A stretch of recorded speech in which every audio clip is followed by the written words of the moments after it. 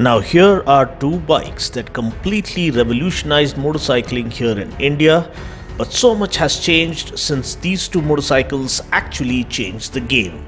We have other manufacturers invading the 150 to 160cc segment with their own impressive offerings, but the RTR and the Pulsar still remain the heroes of the masses.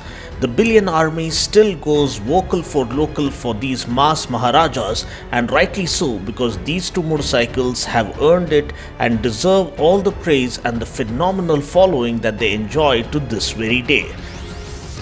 Welcome to Dino's Vault. Today we see both of them locking horns once again, each one trying to outperform and outsmart the other. So who will win this battle royale? RTR 160 4V BS6 versus the Pulsar 160NS BS6. Let's go ahead with this comparo that you guys kept requesting for.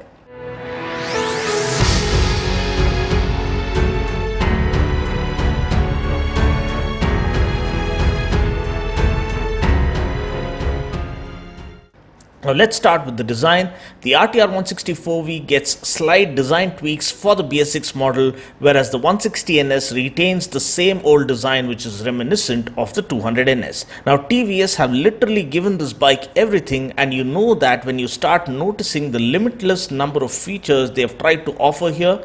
First is the full LED headlamp with the LED position lamps. So the LED headlamps are supposed to offer better consistent light spread and better light throw when compared to halogen lamps, and the best part is that they consume lesser battery as well. So the Pulsar on the other hand doesn't get an LED headlamp, it still gets the regular halogen one. Also design wise, the Draken inspired RTR feels more modern and radical because it was launched recently, whereas the 160NS design, which is the same as the 200NS design, has been around since 2012 with just color and body graphics update, which I feel is starting to show its age now. However, the red color 160NS still looks quite hot even to this very day. When it comes to build quality, both of them are neck to neck, but I just feel the RTR has an edge here because of the aluminum levers, the premium quality seat, the better quality rear view mirrors which also offer a better field of view. I love the full digital instrument cluster on the RTR. It looks pretty modern and premium and carries a truckload of info like top speed recorder, lap timer, 0 to 60 timer, etc. The Pulsar still gets a part digital, part analog console, and I really hope Bajaj update the Speedo console with future updates. Now one thing though is that the Pulsar gets clip-on handlebars which look nice and slick. The RTR on the other hand gets a street control style handlebar. The switchgear, however, in terms of touch and feel is superior on the RTR. The Pulsar on the other hand still gets backlit switches which look gorgeous as they light up. Now it's really interesting how these bikes truly match step to step in their bid to outrun one another. Next, talking about ergonomics and comfort, the RTR again here enjoys a slight edge because of the single seat layout which makes it more versatile. The seat is more easily accessible by ladies when compared to the split seat layout of the Pulsar. Also, the pillion seat on the Pulsar is placed higher, so ladies might not feel all that comfortable accessing the seat. The foam quality used on both is good, but the dual texture pattern on the RTR makes it feel more premium. The riding posture is upright in both the cases, but the seat on the RTR is more comfortable for the rider because of better cushioning. Now talking about the exhaust, the RTR gets a side-mounted double-barrel exhaust that puts out a nice bass-heavy exhaust note. The Pulsar gets the trademark underbelly exhaust, which aids in mass centralization and enhances the handling characteristics of the bike. The 160NS sounds well too, so it all boils down to personal preference because the RTR sound is slightly bass-heavy, whereas the 160NS feels more sporty. Now let's go ahead and hear them out now.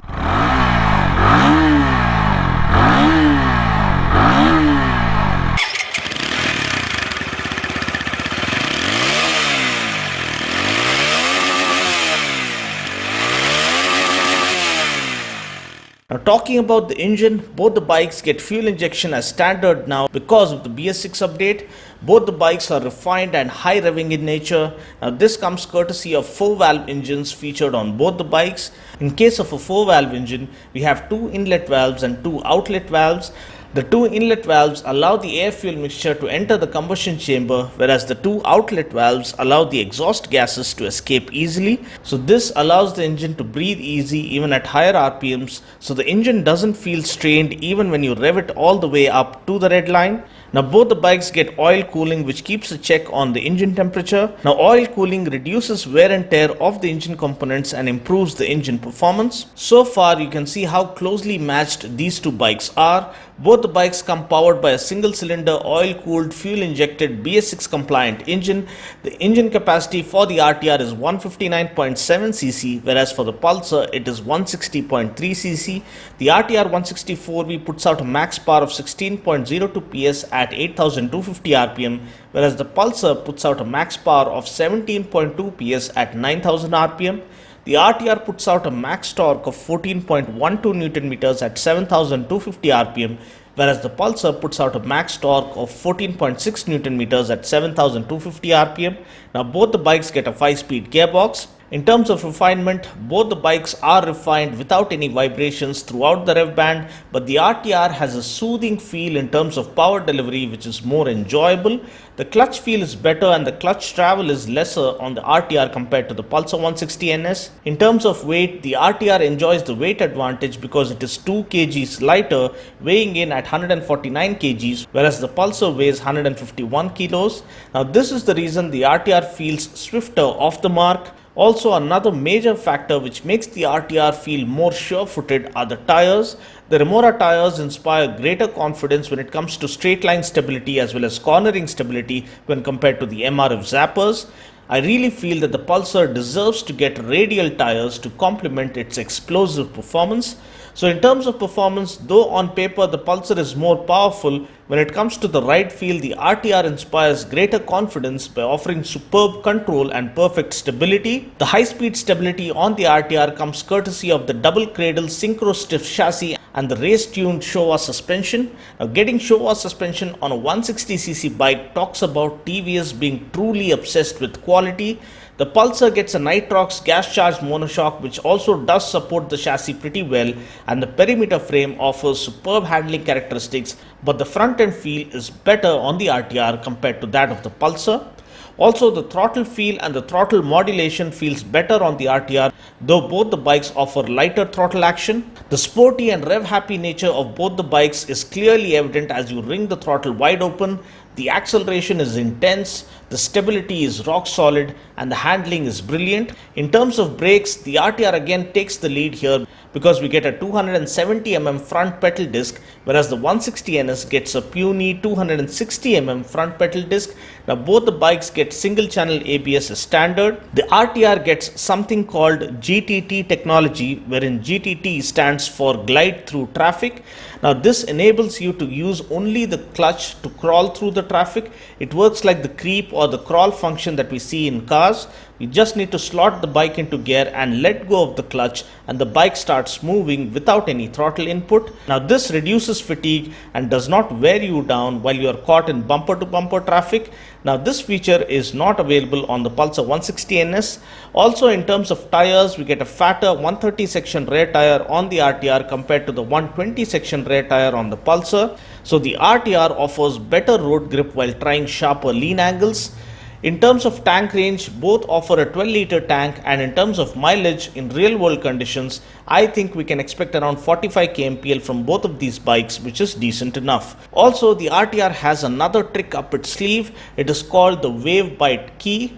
The key is programmed in such a way that a duplicate key cannot be created to steal your bike. Now this acts as an anti-theft feature for your bike. Now this feature is not available on the 160NS as well. Now coming to the price, both the bikes are priced at Rs 1.06 lakhs ex-showroom, which makes things even more difficult for me to give the verdict. Now though this epic battle royale was truly intense, we can't help but notice that the RTR emerges as a clear winner here because we can see how well TVS have managed to equip the bike right to the core. We get better brakes, better tires, better suspension, better seat, and some additional features like GTT and the Wave Bite key that truly make the RTR stand out not only against the Pulsar but also against the rest of the competition in this segment. You can't deny that the Pulsar has heart, it is more powerful, and if only Bajaj can equip it with better tires, a larger front disc, and fatter front forks, I am pretty damn sure it will be a force to reckon with in the days to come. So this concludes my comparo of the RTR 164V BS6 model versus the Pulsar 160NS BS6. I just hope you found this video useful. I'll catch you guys in the next video. Until then, take care, God bless, and ride safe.